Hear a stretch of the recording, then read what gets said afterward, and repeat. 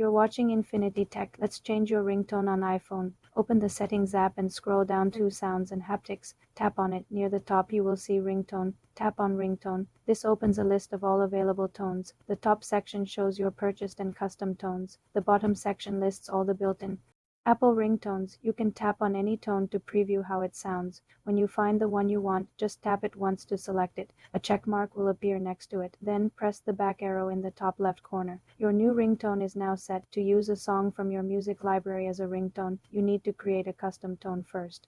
Using the GarageBand app, you can also buy ringtones from the iTunes Store. To assign a specific tone to a contact, open the Contacts app, select the person, tap Edit, then choose Ringtone to pick a unique sound for them. For more simple computer tutorials, subscribe to the channel.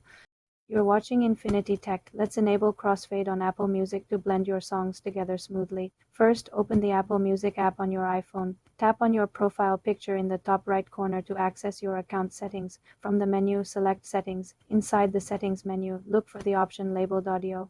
Tap on Audio to reveal more sound settings. Here you will find the crossfade toggle switch. Simply turn this switch on. Once enabled, you can adjust the crossfade duration by using the slider below the toggle. Move the slider left for a shorter fade, like 1 second, or right for a longer fade, up to 12 seconds. Play a song.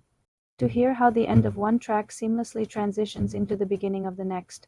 This setting applies to music you stream and also to songs you have downloaded to your library. The crossfade feature works on iPhone and iPad, but is not available on Apple Music for Mac computers. For more simple computer tutorials, subscribe to the channel.